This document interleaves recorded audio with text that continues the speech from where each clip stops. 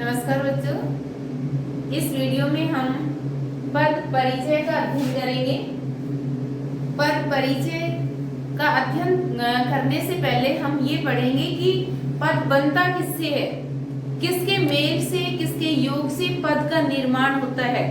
तो पद जो होता है वो शब्दों के योग से बनता है। शब्द वर्णों के मेल से बनते हैं और वर्ण वह छोटी से छोटी ध्वनि जिसके और अधिक टुकड़े न हो सके वर्ण या अक्षर कहलाती है। और वर्णों के मेल से शब्द बनते हैं बेटा, और शब्दों के मेल से वाक्य बनता है। जब शब्दों को व्यवस्थित क्रम में रखा जाता है तो उनसे वाक्य बनता है। तो हमें पद परिचय पढ़ने से पहले ये जानना होगा कि शब्द क्या है, पद क्या है और पद परिचय किसे कहते हैं। वर्णों के सार्थक समूह को शब्द कहते हैं। वर्णों के सार्थक समूह को, यानी कि वर्णों का ऐसा समूह जो सार्थक हो, शब्द कहलाता है। जैसे राम है, श्याम है, दिल्ली है, जयपुर है, पुस्तक है, ये सारे जो हैं शब्द हैं। और पद किसे कहते हैं? वाक्यों में प्रयुक्त किए जाने पर शब्द पद बन जाते हैं। जब इन शब्दों को व्यवस्थित क्रम में वाक्य में प्रयुक्त कर दिया जाता है तो ये शब्द क्या बन जाते हैं? वाक्य बन जाते हैं। और उन वाक्यों में प्रत्येक शब्द का व्याकरणिक परिचय ही पद परिचय कहलाता है। पद परिचय किसे कहते हैं? शब्दों या पदों के व्याकरणिक परिचय को पद परिचय कहते हैं। ये शब्दों का व्याकरणिक परिचय क्या कहलाता है बेटा? किसे कहते हैं शब्दों का व्याकरणिक परिचय? जैसे कोई भी वाक्य है, जैसे उदाहरण के तौर पे हम देखते हैं कि राम पुस्तक पढ़ता है, ये वाक्य है। और इस वाक्य में प्रयुक्त राम शब्द, पुस्तक शब्द, पढ़ता और है शब्द, इनके बारे में बताना कि इनमें से राम क्या है, संज्ञा है, सर्वनाम है, क्रिया है या विशेषण है, क्या है। तो राम के बारे में बताना, फिर पुस्तक के बारे में, पढ़ता है के बारे में विस्तार से जानकारी प्रदान करना ही पद परिचय कहलाता है। कि इसमें जैसे राम शब्द को ही हम लेते हैं, तो जैसे राम शब्द क्या है? ये संज्ञा शब्द है, क्योंकि किसी का नाम है तो ये संज्ञा शब्द है। इसमें कौन सा लिंग है? पुल्लिंग है, एक वचन है। तो इस तरह से, और ये वाक्य का कर्ता है। तो इस तरह की जो शब्द है उसके बारे में जानकारी प्रदान करना ही पद परिचय कहलाता है। तो पद परिचय हम करेंगे किसका? इसके पहले हम इनका पदों का या शब्दों का पद परिचय करें, उससे पहले हमें ये देखना होगा कि हमें किन शब्दों का परिचय देना है। तो इसके लिए हमें प्रयोग के आधार पर शब्दों के जो भेद हैं उनको जानना होगा। प्रयोग के आधार पर शब्दों के दो भेद होते हैं। शब्द वैसे अनेक प्रकार के होते हैं, जैसे अर्थ के आधार पर भी शब्द होते हैं। इसके अलावा उत्पत्ति या स्रोत के आधार पर भी जो शब्द हैं उनका विभाजन किया गया है। रचना के आधार पर भी शब्दों का विभाजन किया गया है और प्रयोग के आधार पर भी शब्दों को विभाजित किया गया है। तो प्रयोग के आधार पर बेटा शब्दों को दो भागों में बांटा गया है, विकारी शब्द और अविकारी शब्द। विकारी जैसे कि नाम से स्पष्ट है कि जिसमें विकार उत्पन्न हो जाए। विकार मतलब जो परिवर्तित हो जाए। किसके अनुसार विकार उत्पन्न हो?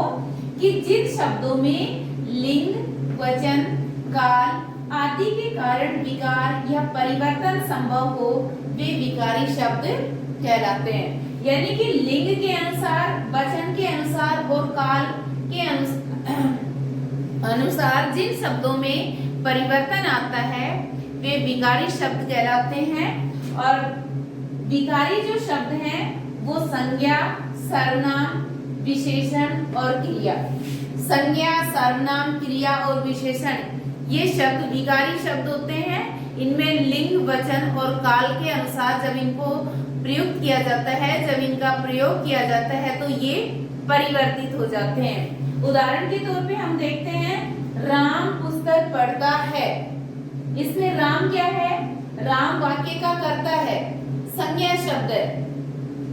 पुस्तक पढ़ता है, इसमें जो क्रिया प्रयुक्त हुई है वो राम कर्ता के अनुसार प्रयुक्त हुई है। और राम क्या है? पुल्लिंग है, तो इसकी जो क्रिया है वो पढ़ता है वो भी किसकी है बेटा, पुल्लिंग की है। राम पुस्तक पढ़ता है, ये एक वाक्य है, एक पद है, और इसमें राम शब्द पुल्लिंग शब्द है, इसलिए इसमें जो क्रिया प्रयुक्त हुई है पढ़ता, वो राम के अनुसार हुई है, तो ये भी पुल्लिंग की ही क्रिया है।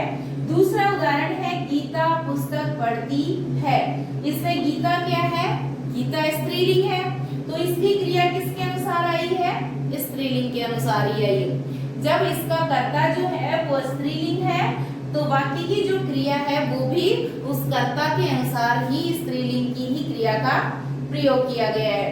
इसके अलावा तीसरा उदाहरण है वे पुस्तक पढ़ते हैं, तो वे बहुवचन शब्द है, और इसमें जो क्रिया आई है वो भी बहुवचन की ही आई है।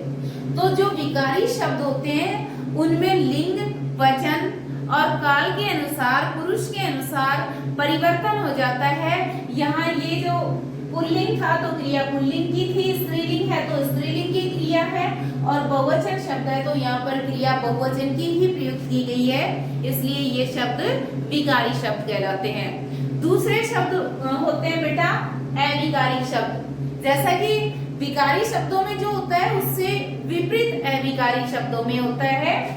तो जिन शब्दों में लिंग, वचन, काल आदि के कारण परिवर्तन संभव न हो वे अविकारी शब्द कहलाते हैं। अविकारी शब्दों में क्या होता है कि चाहे किसी भी लिंग के साथ ये शब्द प्रयुक्त हो, चाहे किसी भी काल के साथ या किसी भी पुरुष के साथ, प्रथम पुरुष, मध्यम पुरुष या उत्तम पुरुष, मध्यम पुरुष या अन्य पुरुष, किसी भी पुरुष के साथ, या फिर एक वचन, द्विवचन, एक वचन या बहुवचन के साथ ये प्रयुक्त हो, इनमें किसी भी प्रकार का परिवर्तन नहीं होता है अविकारी शब्दों में। उदाहरण के तौर पे हम देखते हैं जैसे राम धीरे धीरे चलता है, इसमें राम तो वाक्य का कर्ता है, जो संज्ञा है पुल्लिंग है, एक वचन है, इसलिए जो क्रिया आई है वो तो एक वचन की ही आई है। लेकिन हमें देखना क्या है कि जो धीरे धीरे शब्द है ये क्या है, ये क्रिया विशेषण है, अविकारी शब्द है, अव्यय है, तो ये यहाँ राम पुल्लिंग के साथ भी वही धीरे धीरे जो अविकारी शब्द है उसका प्रयोग किया गया है। सीता यहाँ पर स्त्रीलिंग है तो सीता के साथ भी धीरे धीरे का ही प्रयोग हुआ है, और इसके अलावा वे यहाँ पर है जो बहुवचन है तो इसके साथ भी धीरे धीरे का ही प्रयोग हुआ है। यानी धीरे धीरे जो क्रिया विशेषण शब्द है उसको हमने पुल्लिंग, स्त्रीलिंग और बहुवचन के साथ प्रयुक्त किया, लेकिन हर जगह वह जैसे स्थिति में था वैसी ही स्थिति में रहा, उसमें किसी भी प्रकार का कोई परिवर्तन नहीं आया। तो अविकारी शब्दों की यही पहचान होती है कि चाहे वे किसी भी लिंग के साथ प्रयुक्त हो, चाहे किसी भी पुरुष के साथ प्रयुक्त हो, चाहे किसी भी वचन के साथ प्रयुक्त हो, वे जैसे स्थिति में हैं वैसी में ही बने रहते हैं, उनमें कोई विकार उत्पन्न नहीं होता, कोई परिवर्तन नहीं होता है। जैसे सीता जयपुर ही जाएगी, इसमें ही निपात है जो अव्यय है, सीता जयपुर ही जाएगी, तो सीता स्त्रीलिंग है तो भी ही का ही शब्द का ही प्रयोग हुआ है।